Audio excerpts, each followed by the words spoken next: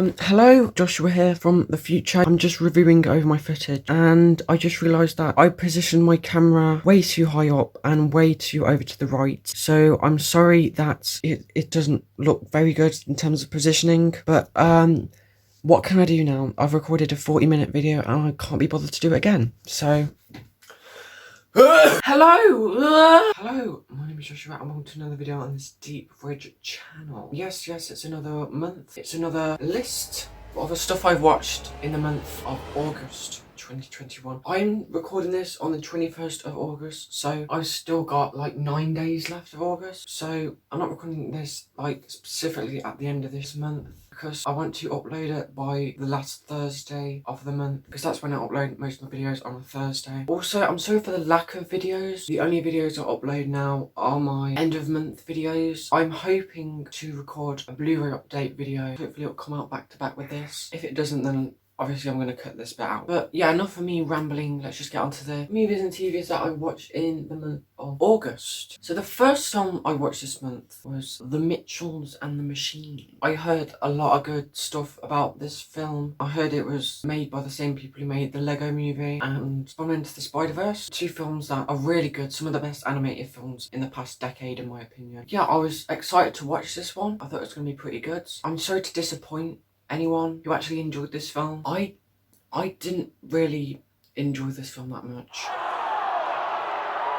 I don't think it's the worst thing ever made, but I really don't like the main character of the story, the girl. I can't remember her name, but I don't really like her character, and I hate the whole internet culture aspect of the film. I like some of it, but for example, there's this bit at the start of the film where she compares his dad to like this video on YouTube of an ape. I nearly died of cringe watching that. I cringe a lot during this movie. I really did. Like, there's this big action scene going on and then the main girl stops the scene and puts a cat filter on. Oh, I'm just cringing thinking about it. I really didn't like the jokes in this film. I think I laughed 1 or 2 times. Some of the jokes did land, but all the notes I put in this film were great voice acting. The voice acting was amazing in this film. I did think the little brother was kind of weird with like an adult voice. Amazing animation. Obviously, the animation is just amazing for this film. It reminded me of Into the Spider-Verse and films like that. The animation is just really stylized. And then the next 2 points I made are cringe, and literally thought I was going to die of cringe. I do enjoy the plot line of the robots and everything. I didn't mind that. I do like the family aspect between them, the relations between them I thought were pretty good, but just the cringe. I'm sorry. That final scene when they were like singing along to that song. Sorry, 6.5 out of 10. I'm sorry. I enjoyed the animation. I enjoyed a lot of stuff, but it was just very, very cringe, and I don't think I can watch it again. I really wanted to enjoy this film as well. And then I watched a TV show on Netflix again. I watched Spectacular Spider-Man. I've heard a lot of good things about this show. I've heard it's supposed to be like the best Spider-Man TV show. I'm a casual fan of Spider-Man, I'd say. I've watched all of the live-action Spider-Man films, and I wanted to check out more of animated side of Spider-Man, so I decided to watch this show. I did expect it to be more childish than obviously the live action films. I did think it was a bit tame considering the animated shows I've watched before that, like Invincible and Rick and Morty and that. I do think some of the characters in this show are really stupid sometimes, and they make really stupid decisions. The show kind of annoys me at some points because of how childish it is. I especially hate Peter's love interest for, I'd say, most of season 1 and season 2. Liz, I'm sorry, but she has an extremely grating voice, and whenever she comes up to Peter and goes like, Petey, like, shut up!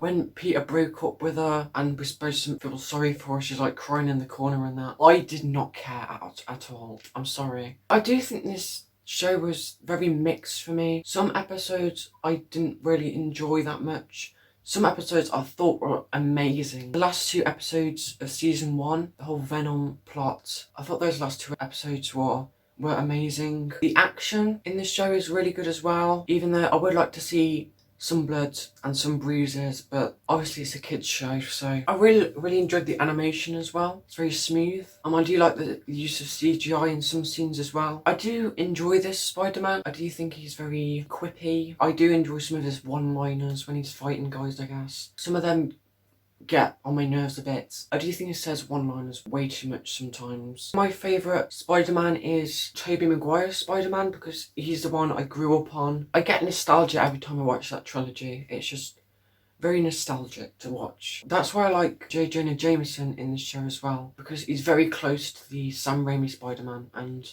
J.K. Simmons' portrayal of his character, which I very like. I enjoyed this show for the most part, so I'm going to give Spectacular Spider-Man a 8 out.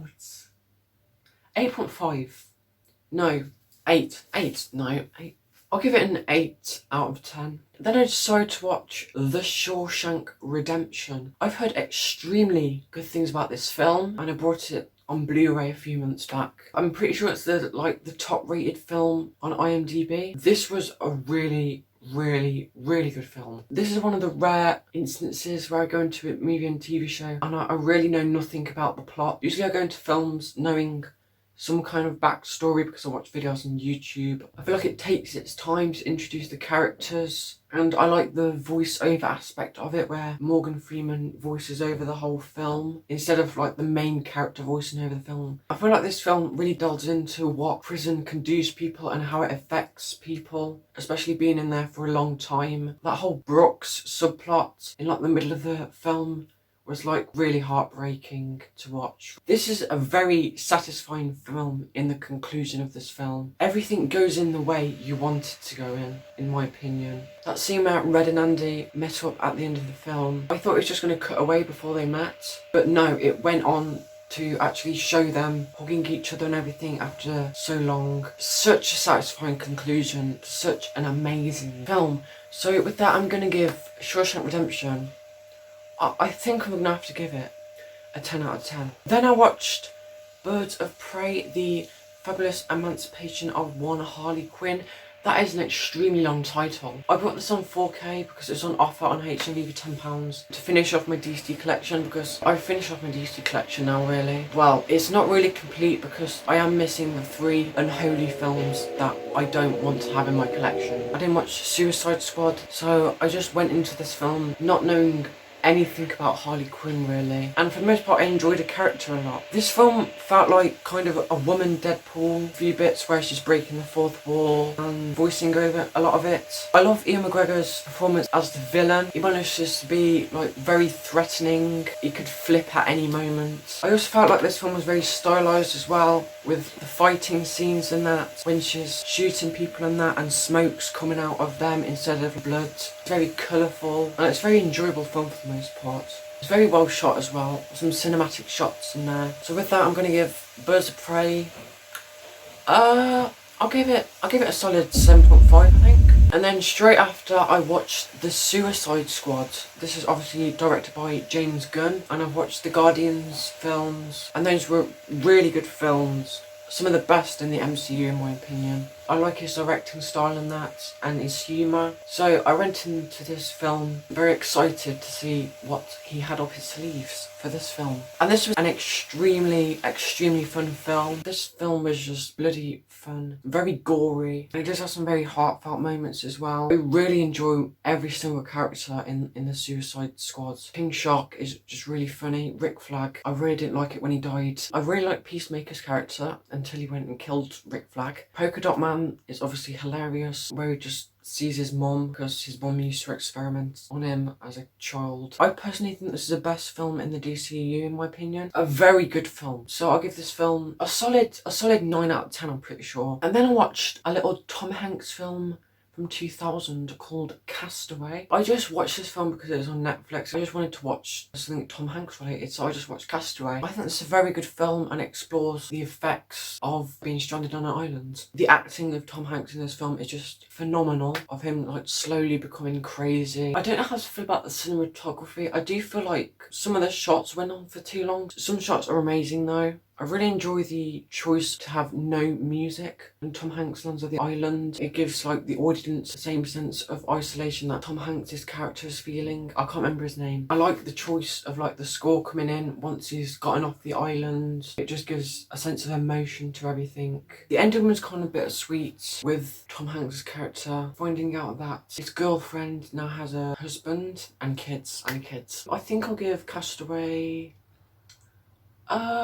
I'll give it an 8.5. It's a very well made film, very interesting concept for a film. Tom Hanks does an amazing job at acting for most of the film and keeping me engaged because it's only him the entirety of the film, so yeah. So that's it for all of the things I've watched in the month of August 2021. I am currently watching on Netflix Marvel's Daredevil. I heard very good things about this show. I'm at the start of season 2 and it's a really amazing show about a blind Catholic guy with super senses. When I say it like that, it sounds really stupid, but it is executed so well. It's extremely well shot. Take in mind when you're watching this show that this show is not afraid to kill off people that you like. I am also nearly at the end of season 5 of Rick and Morty. I've heard they've took like a break for a few weeks and then they're coming back with 2 epic episodes, I think. I think one of them's 1 hour long, so I'm looking forward to those. Like I said last month, just an extremely funny show, very fun concepts for episodes. I do think it dipped in quality a lot in like the middle of season 5 though, especially with that sperm episode. I am excited for the last 2 episodes of season 5 though. The last show that I am watching is What If on Disney Plus. This is like, it's an alternate reality MCU show which like deals with different realities and what could have happened. I'm currently on episode 2. The style of animation is pretty good. I like the use of CGI and 2D like mixed together. The episodes are really fast paced. Obviously they're half-an-hour episodes, so obviously you have to sum a lot of stuff up, but I would like to see stuff in the episodes explored a bit more. But yeah, I'm enjoying these alternate takes on MCU films, MCU